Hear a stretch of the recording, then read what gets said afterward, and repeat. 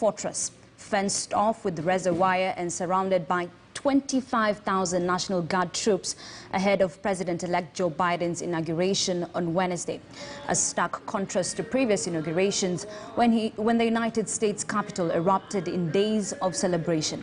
Now, the COVID-19 pandemic had already cancelled the inaugural balls.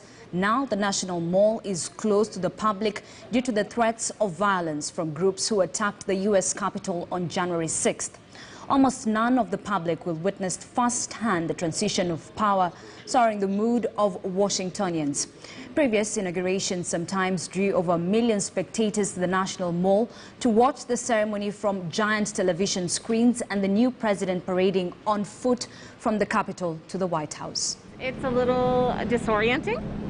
It's a little, I'm not afraid, but it is a little disorienting. We live in downtown. We've lived here since 2003, and I've never seen anything like this. This is just kind of crazy. It's a ghost town. You don't usually see this on a, Tuesday in Washington, D.C. It's like, usually there's just like 50 billion cars, and now there's not. There's like no cars. And also there's no people walking on the sidewalks, and even after the pandemic, there's still a lot of people walking on the sidewalks, and it's just like, it's kind of weird because there's no people. And also, I'm used to seeing the Secret Service and the military and the police, but not in this quantity. I want to see the government get better.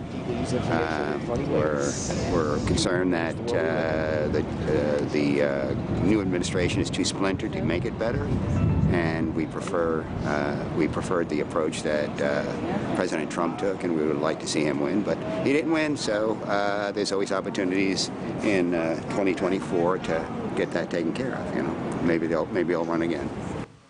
Let's now speak to NAKIA White, who is the managing partner of Global Ladder Africa and an international affairs commentator, joining us live. Thank you very much for joining us, NAKIA.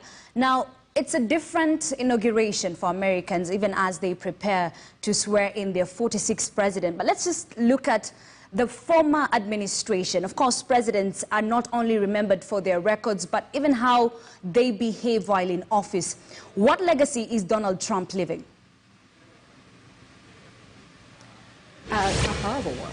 I mean, there's no other there's no other word that can talk about or describe the type of legacy that this president is leaving. From the ban on Muslims from several countries around the world, to putting children in cages, to telling white supremacists to stand back and stand by. I mean, there are a number of things that his legacy can be called on, and all of them are, none of them, in fact, are great. So it's a soiled name for Donald Trump, but did he have any accomplishments?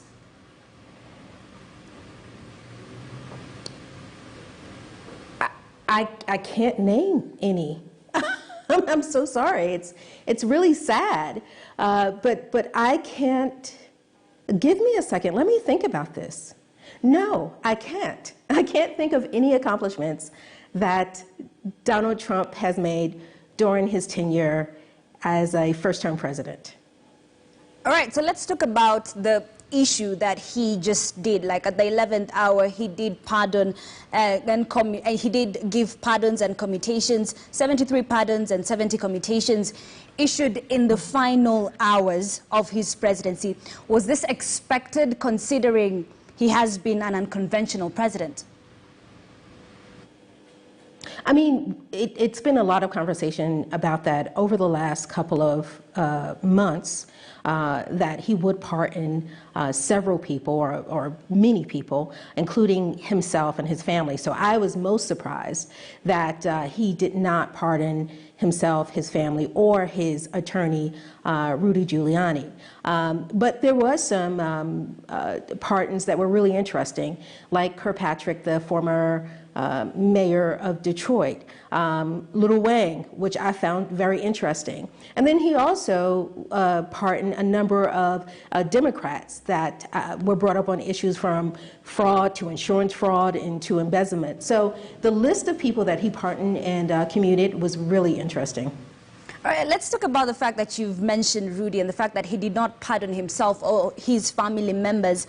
Some prosecutors and analysts say that there is a gray area in the Constitution and that the president may be able to issue secret pardons without notifying Congress or the public. Is this a loophole that outgoing President Donald Trump is likely to take advantage of? Well, I mean, the president, that really was his last piece of power, is being able to pardon anyone he wanted. And it's allowed in the Constitution, or there's no provisions for who he can or he can't pardon or commute on his last days. And those are one of the powers, one of the only powers where he does not have to go to the House or the Senate for those approvals.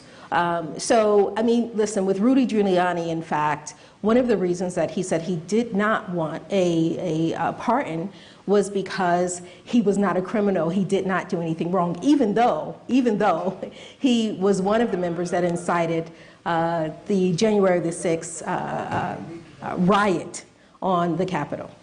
All right, you've brought up the issue of the Capitol attack, and of course, this is what led to President Donald Trump's second impeachment. What is the process from now on, going forward, even as he exits office? Well, right now, Nancy Pelosi, who is the Speaker of the Senate, has not given the articles of impeachment to Senate. And I think she's waiting for the new class of Senate to be seated before a trial start. And the most interesting thing that I heard was from the former head of Senate, who noted that the president himself incited the riot. And so that's really unusual, particularly from the head of the Senate, the former head of the Senate, who was such a staunch supporter of Trump. What people so I think the trial will start, and I'm sorry. Mm-hmm. No, sorry, please continue.